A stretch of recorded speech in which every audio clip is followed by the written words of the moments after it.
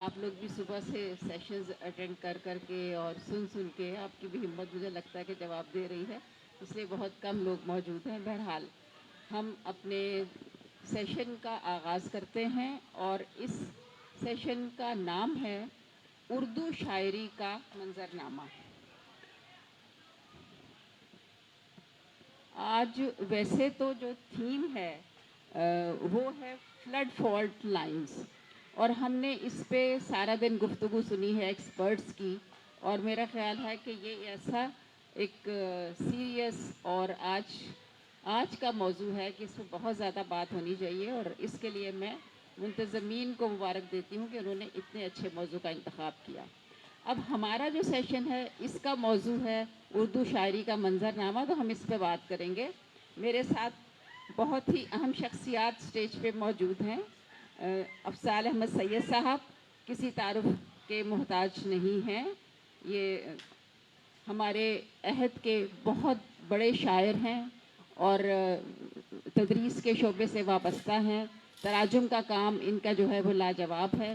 ان کے ساتھ تنویر انجم صاحبہ تشریف رکھتی ہیں، یہ بھی کلاسیکل پوئٹری میں اور اس کے بعد نثری شاعری میں اب ان کا بہت بڑا مقام ہے، اور انہوں نے بھی تدریس کے شعبے میں اپنا نام کمایا ہے۔ اس کے ساتھ جو اس وقت ہمارے ساتھ نسبتاً جو ہے وہ نئی نسل سے تعلق رکھتی ہیں، وہ ڈاکٹر ہنا امبرین، اور یہ سچ مچ کی ڈاکٹر ہیں، یعنی کہ یہ MBBS ڈاکٹر ہیں۔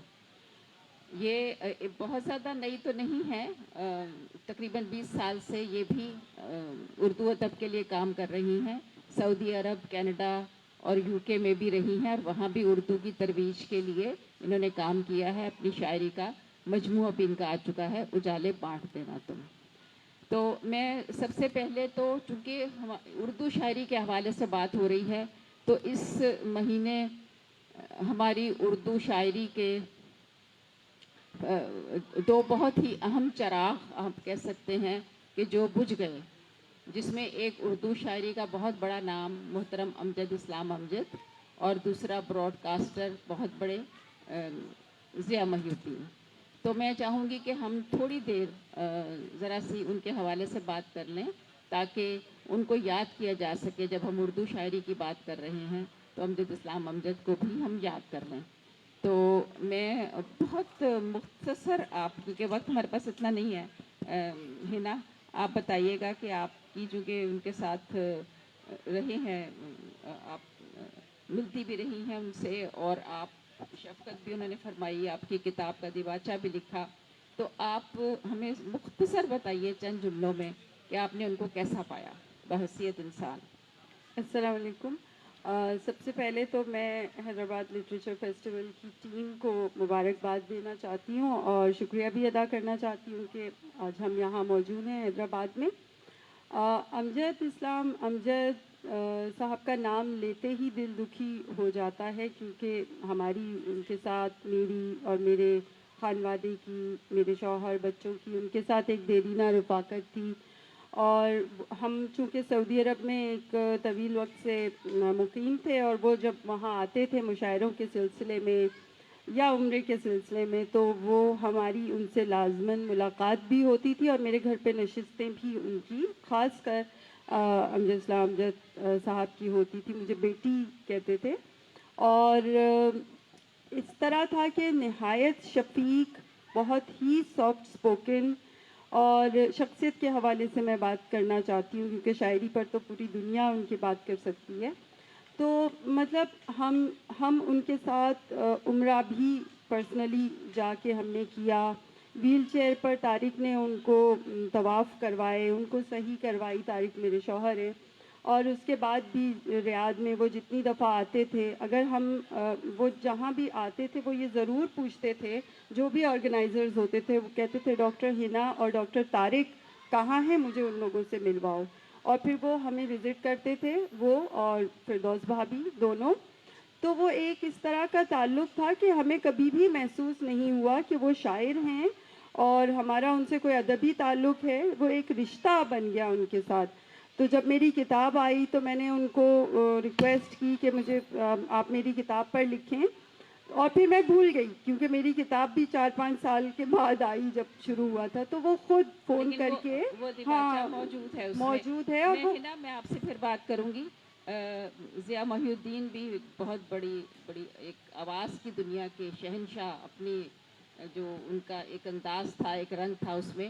تو ہم چونکہ بات کر رہے ہیں کہ جو لوگ بچھڑے ہیں تو ہم ان کو بھی یاد کر لیں.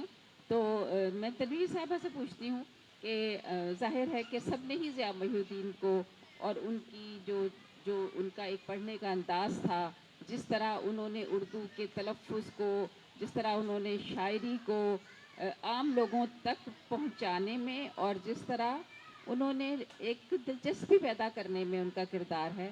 تو آپ مجھے مختصراً بتائیے کہ آپ کیا سمجھتی ہیں کہ کوئی ان کی جگہ لے سکتا؟ میرا خیال ہے کوئی بھی کسی کی جگہ تو نہیں لے سکتا, چاہے وہ ایک کسان ہی کیوں نہ ہو, اس کی جگہ بھی کوئی دوسرا کسان نہیں لے سکتا. ہمارے رشتہ دار ہوتے ہیں, ان کی جگہ بھی کوئی نہیں لے سکتا. تو بہرحال ضیاء محی الدین اپنی جگہ پر ایک بہت ہی یونیک شخصیت ویسے تھے. ان کے جتنے کارنامے مجھے یاد آتے ہیں, کیونکہ میری ذاتی ان کے ساتھ بیٹھ کر بہت لمبی گفتگو تو نہیں ہوئی ہے, ہیلو ہائے بس کی ہے, لیکن زیادہ تر یہ ہے کہ ان کے بارے میں جو سنا کرتے تھے وہی باتیں ہیں. اور وہ سب سے پہلے تو ہم نے سنا کہ ہاں انہوں نے لارنس آف عربیہ میں عمر شریف کے ساتھ کام کیا ہے, اتنی بڑی فلم میں اس طرح کام کیا, تو اس سے ہم بڑے امپریس ہوتے تھے. ان سے ہمارا تعارف تو نوجوانی کہنا چاہیے یا ٹین ایج میں, جب کہ وہ ضیاء محی الدین شو کرنے لگے تھے, اور وہاں جو لوگ آتے تھے اور جس طرح وہ اس کو کنڈکٹ کرتے تھے, وہ ایک انوکھا, ایک نیا طریقے کا پروگرام تھا, ایسا پہلے نہیں ہوتے تھے. تو وہ ایک پی ٹی وی کی طرف سے بہت اچھا ایک پروگرام ہوا تھا. وہ ہے ان کا سب سے بڑا کارنامہ, میں سمجھتی ہوں کہ ناپاکی کا اسٹیبلش کرنا ہے. انہوں نے پورے کراچی کو بہت بڑا تحفہ دیا ہے, اور پورے مطلب پاکستان کو کہنا چاہیے, اردو دنیا کو بھی کہنا چاہیے, لیکن اس سے بڑھ کر ہے وہ سب کچھ.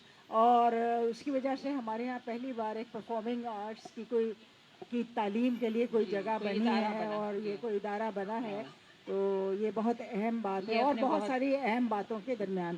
ہم حبیب یونیورسٹی میں ہوتے تھے تو وہاں پر ہم اکثر ان کو بلاتے رہتے تھے, اور ہر سیمسٹر میں ہی تقریباً پلان کرتے تھے کہ وہ آ کر کوئی چیز پڑھ رہے ہیں ہمارے یہاں. تو بہت اچھے اسٹوڈنٹ, بہت خوش ہوتے تھے ان سے مل کر.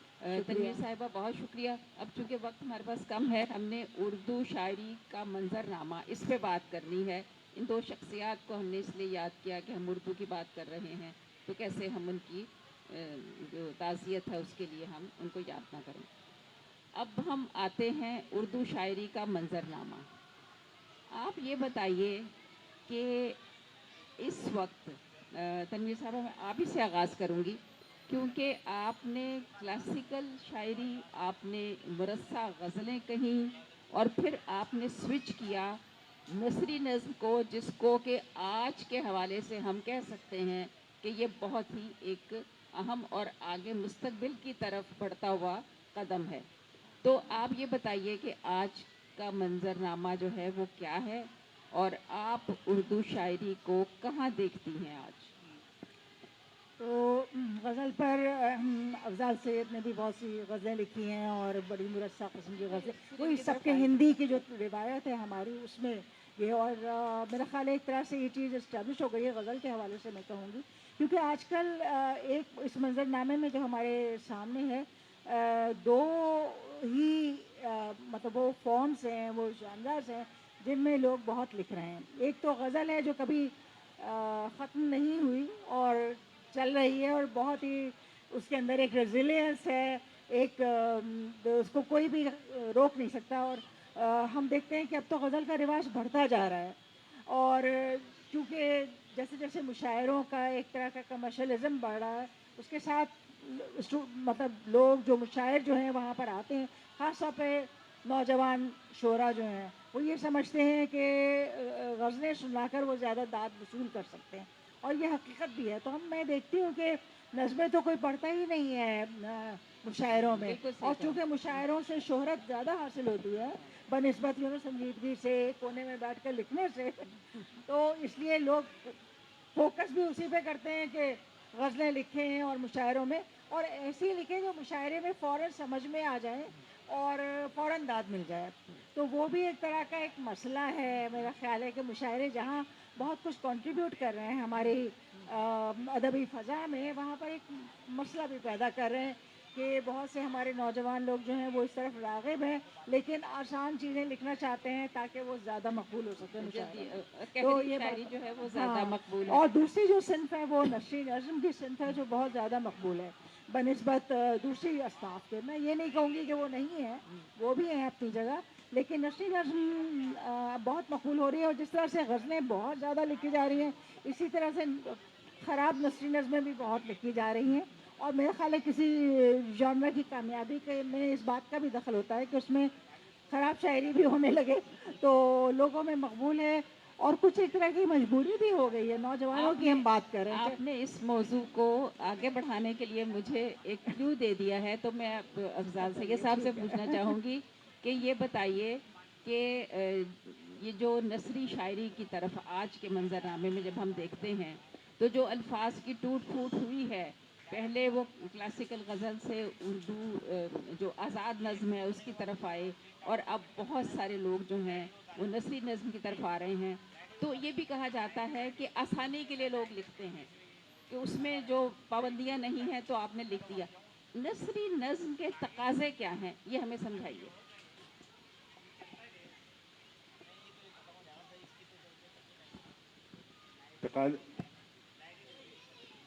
تقاضے تو بنیادی طور پر وہی ہیں جو ہر صنف میں ہوتے ہیں کہ وہ شاعری ہونی چاہیے. اب نثری نظم میں بہت سی باتیں آپ لکھ سکتے ہیں جو بالکل بے کیف ہوں, جن میں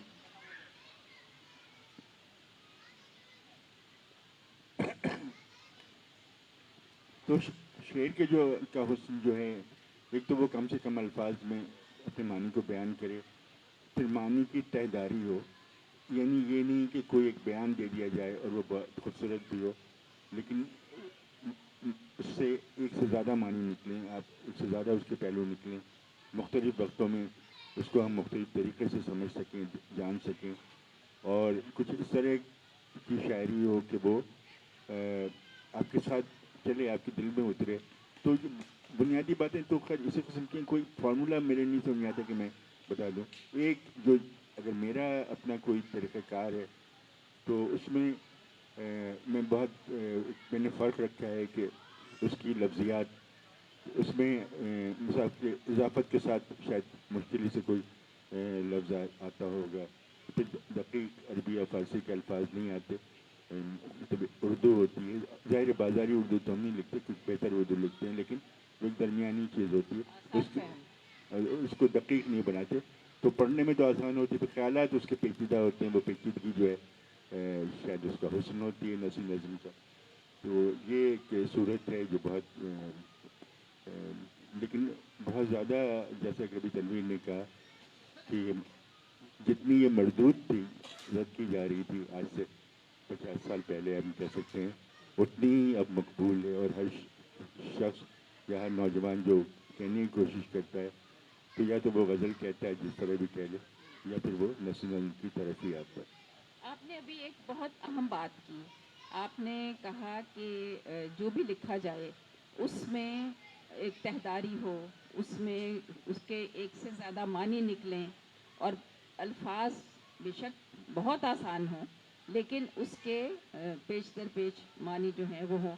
لیکن یہی بات سر میں آپ سے پوچھنا چاہوں گی کہ کیا ہم جو شعر لکھتے ہیں, جو ہم غزل لکھتے ہیں, کیا اس میں بھی یہی چیز نہیں ہونی چاہیے؟ ہاں, میں نے تو یہ کیا کہ بنیادی بات تو یہ ہر صنف کے لیے ہونی چاہیے.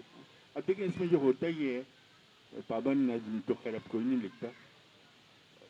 پابند نظم میں آپ کو وزن کے لیے بہت جگہ کچھ چیزیں, ایک آدھ لفظ مثال طور پہ یار اب آپ نے اس میں بڑھا دیا, یا اور کچھ چیزیں لائیں. قافیہ جو ہے, جو سامنے کا قافیہ ہے وہ شاید مناسب لفظ وہ ہوتا ہے, لیکن آپ فلک لکھ دیں گے, آسمان نہیں لکھیں گے. تو میں تو سمجھتا ہوں کہ پابند نظم لکھنا انتہائی بڑے شاعر کام ہے. مطلب اقبال جیسا کوئی آدمی ہو تو اب پابند نظم کی طرف آنکھ اٹھا کے دیکھے, ورنہ نہیں لکھی جا سکتی. پھر نثری نظم کے علاوہ جو ہم کچھ باتیں میں کرنا چاہوں گا کہ ابھی ہم بیٹھے ہیں فلڈ فالٹ لائن کی باتیں کر رہے ہیں، تو ادب میں بھی بہت کچھ زلزلے آ چکے ہیں اور بہت تباہی ہو چکی ہے. قیام پاکستان تک اگر آپ اپنے بزرگوں سے پوچھیں گی یا جانتی ہوں گی تو فارسی کوئی بہت اجنبی زبان نہیں تھی. سادی گلستان بوستان پڑھی جاتی تھی، اسکولوں میں بھی پڑھائی جاتی تھی، اور جو شخص اردو شاعری پڑھ رہا ہوتا تھا وہ کسی نہ کسی حد تک فارسی شاعری سے آگاہ ہوتا تھا، یا اس کو اتنی دشواری نہیں ہوتی تھی اگر وہ اس کو سمجھنا چاہے یا اس کو اپریشیٹ کرنا چاہے. لیکن ہم جانتے ہیں اقبال کا 2/3 کلام تو فارسی میں، غالب کا کلام فارسی میں، تو فارسی ساتھ ساتھ چل رہی تھی. اب فارسی کتنی اجنبی ہو گئی ہے.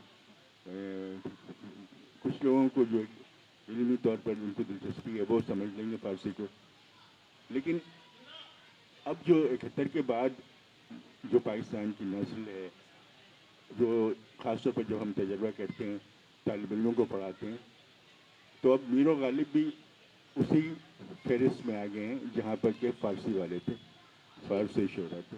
ان کو وہ صرف اتنا ہی جانتے ہیں جتنا کہ ان کو نصاب میں شاید زبردستی پڑھا دیا گیا. میں 90%، 99% طالب علموں کی بات کر رہا ہوں، کچھ استثنا تو ہر جگہ ہوتے ہیں.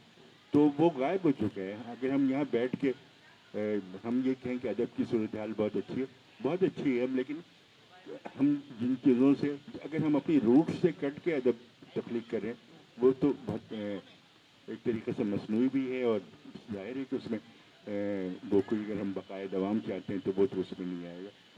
لیکن پھر بھی کوشش ہو رہی ہے، جیسے کہ اب ربائی ایک صنف تھی، تو ربائی کا جو آخری مجموعہ وہ بھی بہت دنوں کے بعد وہ صادق خان صاحب کا تھا. اس کے بعد ایک صاحب نے چھاپا، پھر ابھی فراست نے ربائی کا مجموعہ چھاپا، لیکن وہ ایک اب ربائی کا یعنی وہ صنف کی حیثیت سے وہ بار ختم ہو گیا. دوسری چیز جو ابھی میں ختم کر دوں گا اپنی بات یہ کہتے ہوئے کہ نثری نظم ہو یا پابند نظم ہو یا آزاد نظم ہو، ہم سب لکھ رہے ہیں، اور اس میں میں اپنے آپ کو بھی بری زبان نہیں ٹھہراؤں گا. بری زبان سے مطلب یہ کہ اب آپ کوئی بھی مجموعہ نکالیں ایٹ رینڈم، کوئی نظم بھی جو ہے مشکل سے 2 صفحات تک جاتی ہے کسی بھی شاعر کی. اچھا، لمبی نظموں سے نہیں مطلب وہ اجتناب کیا جا رہا ہے. اجتناب نہیں، وہ صلاحیت نہیں رہے گی. ظاہر لمبی نظم لکھیں گے، خیالات کو مربوط کریں گے، اس سے کوئی نتیجہ نکالیں گے. وہ 3 پیج 4 پیج کی بھی نظم نہیں آتی مجھے اب نظمیں، مطلب یا تو زیادہ سے زیادہ 1.5 صفحہ کوئی ایسا جیسے ایک فارمولہ بنا لیا گیا کہ ایسی نظمیں لکھیں. تو پھر ہم یعنی شاعری کو تو ہم ایک محدود دائرے میں ہی مطلب گردش کرتے رہیں گے. کوئی بڑی شاعری کہیں سے کوئی جنگ لگا کے کوئی اور چیزیں لکھیں، کوئی ظاہر ہے ہمارے یہاں بہت چیزیں نہیں ہیں. ہمارے یہاں کوئی منظوم ڈرامہ نہیں ہے اردو میں. کیوں نہیں ہے اس کا تو جواب نہیں دے سکتے، صرف بہت کچھ میں نے بولا. ہنا، میں آپ سے پوچھنا چاہوں گی کہ آپ کی شاعری کا بھی پہلا مجموعہ جو آیا ہے وہ اجالے بانٹ دینا تم، تو اس میں غزلیں ہیں، ٹھیک ہے، نظمیں بھی ہیں، نظمیں بھی ہیں، نثری نظم بھی ہیں. اچھا، نثری نظمیں. لیکن آپ نے عروض سیکھنا اور سمجھنا ضروری سمجھا. آپ نے آسان راستہ نہیں آپ کو نظر آ رہا تھا کہ میں بس اس کو اس میں نثری میں ہی نظموں میں ہی بیان کر دوں؟ کیوں آپ نے یہ سمجھا؟ میرے نزدیک نثری نظم جو ہے وہ کوئی آسان راستہ نہیں ہے. ایک بہت مشکل خیال کو الفاظ میں ڈالنا میں سمجھتی ہوں ایک نثری نظم کا کام ہے، جو کہ جس کے لیے بہت زیادہ مہارت چاہیے آپ کو. لیکن پھر بھی میں نے کتاب میں وہ لکھی ہیں، اس میں رکھی ہیں اپنے مجموعہ کلام میں نثری نظمیں. اور آپ نے کیا عروض کو سمجھنے کی کوشش کی؟ آپ نے کلاسیکل ادب کو، کلاسیکل شاعری کو پڑھنا آپ نے ضروری سمجھا؟ میں یہ بات اس لیے کہہ رہی ہوں کہ یہ چونکہ یہ جو نسل آ رہی ہے اور انہوں نے جو ہے ان کی شاعری کے مجموعے بھی آنے شروع ہو گئے ہیں، تو یہ کس حد تک کلاسیکل شاعری کو یہ اپنا رہے ہیں اور کس حد تک یہ اس کو ریجیکٹ کر رہے ہیں. تو اس حوالے سے ہنا آپ بتائیے کہ آپ کو کیا لگتا ہے کہ غزل جو ہے وہ آپ کو لکھتے رہنا چاہیے اور اس کا مستقبل ہے؟ देखिए गुज़श्ता 500-600 साल से गज़ल अपनी असल हैयत में मौजूद है और मुख्तलिफ़ मौज़ूआत को समोती चली आ रही है। रही बात अरूज़ की तो शायर तो नेचुरल होता है, लेकिन कुछ टेक्निकलिटीज़ होती हैं जिसका बहरहाल सीखना ज़रूरी है, लेकिन मैंने सीखने की कोशिश नहीं की। मैं जिस घर से आई वहाँ मुझे मजबूरन सीखना पड़ा, क्योंकि घर में वालिद साहब थे, उनको कोई भी शेर दिखाने जाती थी तो वो पहले पूछते थे कि मुफ़ा के कितने लफ्ज़ लिखने आते हैं तुम्हें, तो उसके बाद बात करेंगे। तो ज़ाहिर है हम भाग जाते थे, तो एक अरसा तो अवॉइड करते रहे, लेकिन फिर मजबूरन सीखना पड़ा। अच्छा, फिर छोड़ भी दिया क्योंकि मेडिकल डॉक्टर थी और वो सब कुछ। फिर उसके बाद ये हुआ कि जब बाकायदा मशायरों में आना शुरू हुई तो कई उस्ताद यहाँ वहाँ नज़र आते, तो उसकी वजह से ये हुआ कि फिर संजीदगी से देखा कि नहीं, क्योंकि मैं हर एक से तो नहीं पूछ सकती, और मतलब ये टेक्निकलिटीज़ मुझे खुद पता होनी चाहिए, और चूंकि मैं फिजिशियन हूँ और वो टेक्निकल शख्स होता है, तो फिर मैंने संजीदगी से, मैं ये नहीं कहती कि मैं परफेक्ट हूँ, बस मुझे इतना ही आता है कि मैं जो लिखूँ तो वो कम से कम मुझे ये तो पता चले कि मैंने जो लिखा है वो सही लिखा है। वैसे आहंग शायर के अंदर होता है। ये बिल्कुल सही है ना, बहुत आपने अच्छे तरीके से जवाब दिया। तनवीर अंजुम साहिबा, आपसे पूछना चाहूँगी कि वो कौन सी फॉल्ट लाइंस हैं जिस पे अब उर्दू अदब जो है या शायरी आप कह लें वो है खड़ा हुआ। फॉल्ट लाइन एक की तरफ तो मैंने इशारा किया ही था, जो ये मुशायरे कर रहे हैं हमारे साथ, और ख़ास तौर पर मेरे साथ मुशायरों में कामयाब नहीं होती, तो मैं यही कहूँगी कि मुशायरे जो हैं वो आसान चीज़ का तकाजा करते हैं हमसे। नस्री नज़्म के भी एक ख़तरे में है, क्योंकि हमारे मुझे कोई गहराई की कमी नज़र आती है। नस्री नज़्म के लिए तजुर्बे की जिस गहराई की ज़रूरत है, वो गहराई हमारे माशरे में आजकल पाई नहीं जा रही है। लोग अपनी ज़ात पर तवज्जो नहीं देते, अपनी ज़ात को, जैसे कहते हैं ना, इश्क जो है वो इंसान को कुंदन बनाता है, अगर वो सोना है तो वो कुंदन बन जाएगा, वो चीज़ नहीं है। मतलब सोशल मीडिया पर थोड़ी सी सक्सेस हासिल करके कामयाबी हो जाती है, लाइक्स बहुत अगर बढ़ जाएं या ख़रीद लें आप, इस तरह की चीज़ें मैंने सुना है कि होती हैं, तो मतलब आप समझने लगते हैं कि आप मकबूल हो गए हैं, और फिर आप ना असातिज़ा की परवाह करते हैं, ना वो शायरी जो लोग कर रहे हैं आपको उस ख्याल होता है, उसको पढ़ने की कोशिश करते हैं, उसकी गहराई तक पहुंचने की कोशिश करते हैं।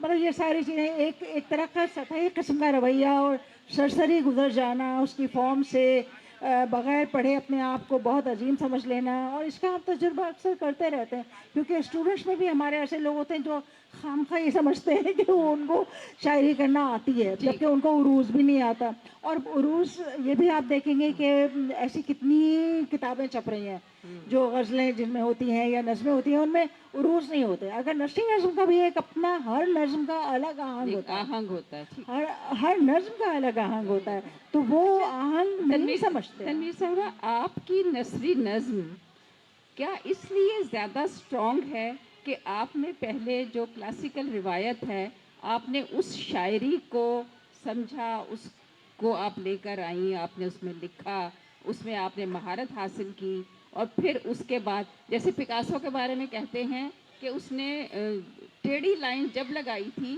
जब उसको सीधी लाइनें लगाना आती थी, तो आप उस वक्त जब आप एक चीज़ को आप मुनासिब तरीके से पूरा मुकम्मल बनाना जानते हैं और फिर उसको आप बिगाड़ते हैं, तो वो क्रिएशन है।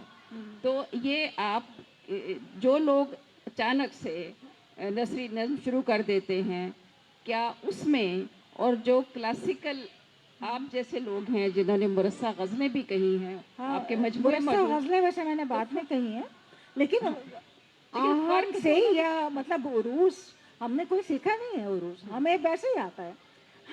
हमें कोई ज़रूरत नहीं है कि ये है कि हो सकता है कहीं प्रोनाउंसिएशन हमारा कोई गलत हो किसी लफ्ज़ का, जिसकी वजह से कुछ कलेमा की जगह हम कलमा बांध दें। लेकिन अगर आपने शिकवा पढ़ा है तो आपको पता है कि इसका तलफ़ुज़, असल तलफ़ुज़ जो है वो कलेमा है।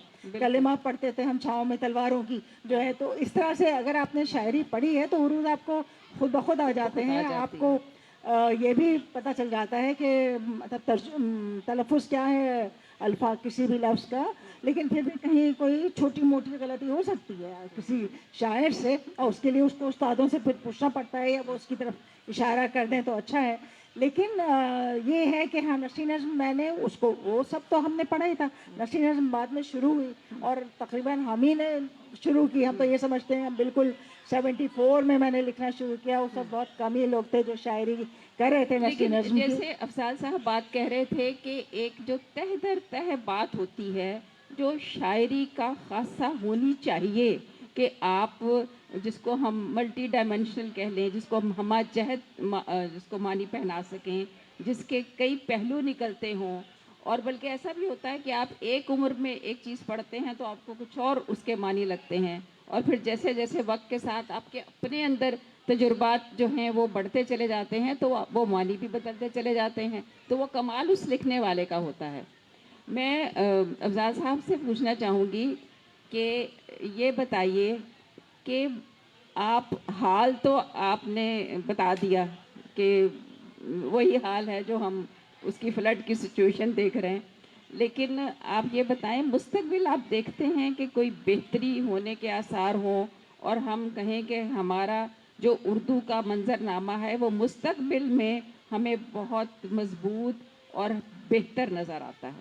دیکھیں، مستقبل خاص طور پر اگر غزل کا دیکھوں تو یہاں نوجوانوں کی نسل تو میں نہیں کہوں گا، لیکن کم از کم 20-25 میں نام لے سکتا ہوں جنہوں نے وہ سب کے ہندی یعنی بے دل اور ان تمام لوگوں کو پڑھا ہے، جذب کیا ہے، اور وہ غزلیں لکھ رہے ہیں اور اسی طرح کی اس سے روایت سے اپنے آپ کو جوڑ رہے ہیں اور بہت خوبصورت لکھ رہے ہیں. اور دوسری بات یہ بھی ہے کہ ظاہر ہے کہ وہ شاید ان کو موقع نہیں ملا کہ اس طرح کے مشاعرے میں آ کے پڑھیں، لیکن اگر آپ ابھی کیلف کے مشاعرے میں رہی ہوں گی تو ثانی سید نے ایک غزل پڑھی تھی، ایک بلوچی شاعر ہیں جو بہت فارسی آمیز تھے، لیکن اس کو بھی کافی داد ملی. تو لوگ اس طرف سنجیدگی سے شاعری کرنے کے لیے بھی ہیں اور وہ پھر سننے والے بھی مل جاتے ہیں. مختلف کم ہوتی ہے تعداد، لیکن ایک راستہ ان کا بنتا ہے. پھر نثری نظم میں ظاہر ہے بہت ساری کتابیں دن رات چھپتی ہیں، لیکن کچھ لوگ سنجیدگی سے بات کرتے ہیں. ابھی پھر مجھے وہ یاد آئیں گے شناور اسحاق ان کی نظمیں ہیں، بہت خوبصورت ہیں. جواز جعفری نہیں جو تازہ بالکل چھپی ہیں. ابھی پچھلے سال بلوچستان سے سلیم ہستی صاحب نے ایک شاعری کا مجموعہ شائع کیا جس میں غزلیں بھی تھیں اور نثری نظمیں تھیں، اور جو بہت سنجیدہ شاعری تھی، جو مطلب ان کی بہت نظمیں پسند آئیں اور کسی کو بھی پسند آئیں گی، وہ اعلیٰ معیار کی تھی. تو بالکل مایوسی تو کسی صورت میں نہیں ہوتی. بہت تو ہمیں ساری خبر بھی نہیں ہوگی، ہم اپنے قریب کی چیزوں کو دیکھ رہے ہیں، لیکن موضوعات بھی بہت آئے مطلب، اور ہر صنف میں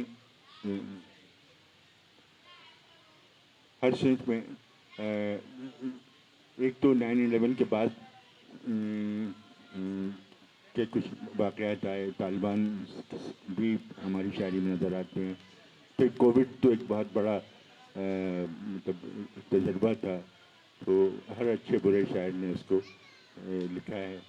اور اب جو بہت توجہ ہے وہی جو آج کا یہاں موضوع بھی ہے کہ ہم دیکھتے ہیں کہ کلائمیٹ چینج پر، فلڈس پر اور خشک سالی پر شاعری لکھی گئی ہے. ایک شاعر کا نام میں یہاں لے لیتا ہوں، مصطفیٰ ارباب نے بہت کچھ لکھا. ٹھیک، بہت بہت شکریہ. مجھے بتایا گیا ہے کہ جی آپ کے پروگرام کا وقت جو ہے وہ ختم ہو گیا ہے. اب آپ دیکھیں کہ یہ ہے اردو شاعری کا منظرنامہ کہ اب ہمارے پاس وقت نہیں ہے، لیکن میں نے وعدہ کیا تھا میں ایک سوال ضرور لوں گی. وہ شاید افضال صاحب سے بات کرنا چاہ رہے تھے تو وہ آئیں، میں ان کو مائک دیتی ہوں اور میں اس پہ اپنی بات ختم کروں گی کہ ہمارے عہد کے ایک بہت بڑے نقاد تھے محمد علی صدیقی صاحب. تو انہوں نے ایک دفعہ احمد فیض اور نون میم راشد کی شاعری کا ایک تقابلی جائزہ لیتے ہوئے یہ کہا تھا کہ جو زبان کی ٹوٹ پھوٹ کا عمل ہو رہا ہے اس میں ہو سکتا ہے کہ آگے چل کے راشد جیت جائے. تو میرے خیال میں اب وہ تو بات اس سے بھی بہت آگے چلی گئی ہے. اب ہمیں بھی یہ لگتا ہے کہ ہو سکتا ہے نسری نسل جیت جائے. تو بہرحال دیکھتے ہیں آگے کیا ہوتا ہے. آپ اپنا نام بتائیے گا اور سوال. میرا نام محمد علی چنا ہے. سر آپ تینوں شعراء کرام سے میں یہ سوال پوچھنا چاہتا ہوں کہ آپ نے فارسی ادب کی بھی بات کی, اردو ادب کی بھی بات کی ہے, اور آپ نے انگلش لٹریچر بھی پڑھا ہوگا, لیکن آپ نے کبھی یہ کوشش کی ہے کہ شاہ عبد اللطیف بھٹائی کا سندھی کا جو رسالہ ہے وہ پڑھنے کی کوشش کی ہے, یا سندھی لکھنے کی کوشش کی ہے, یا پڑھنے کی کوشش کی ہے؟ آپ تینوں شعراء کرام سے. دیکھیے میں صرف اردو کی روایت سے بات کر رہا تھا, کیونکہ اردو کی روایت فارسی سے ہوتی ہوئی آئی ہے, بدقسمتی سے سندھی سے ہو کے نہیں آئی. تو یہاں ظاہر ہے سندھی ادب بھی پڑھا ہے اور بہت ساری دوسری زبانوں کا ادب بھی پڑھا ہے. تو یہاں کسی صورت میں ایک اردو کا جو سفر ہے وہ اس پر بات ہو رہی تھی, اور اس سلسلے میں فارسی کا ذکر آیا.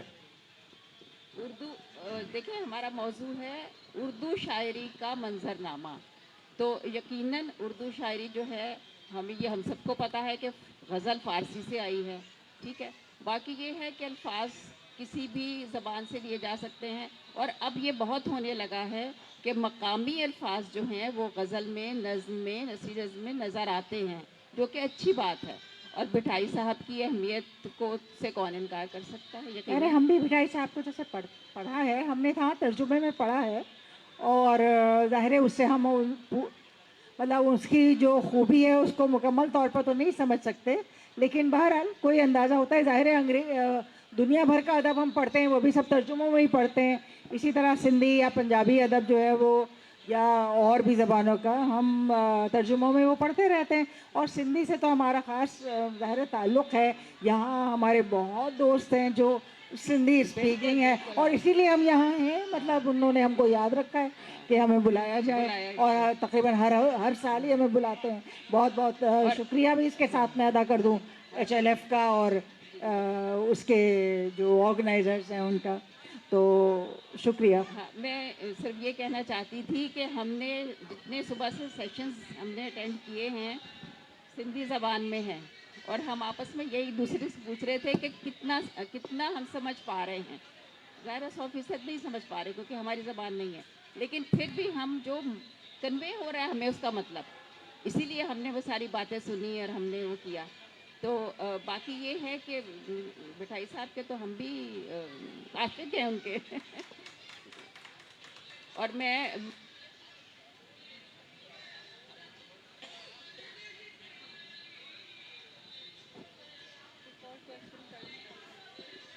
میری یہ خواہش ہے کہ کاش ایسا ہو کہ ہم جو زبانیں سیکھنا چاہتے ہیں وہ پوری کی پوری سیکھ سکیں, لیکن ایسا ہوتا نہیں ہے. وقت ہماری زندگیوں میں اتنا نہیں ہوتا. اچھا, ایک سوال ہوا تھا, کوئی خاتون کوئی سوال کرنا چاہیں تو ایک سوال میں لے سکتی ہوں. اگر کوئی خاتون کرنا چاہے, بس صرف ایک سوال. بیٹا ہمارا دیر سے شروع ہوا تھا سیشن, صرف اگر خاتون کوئی کرنا چاہتی ہیں. نہیں چلے, میں نے کہا میں وہ دونوں کا وہ کر دوں. بہت شکریہ. خدا حافظ.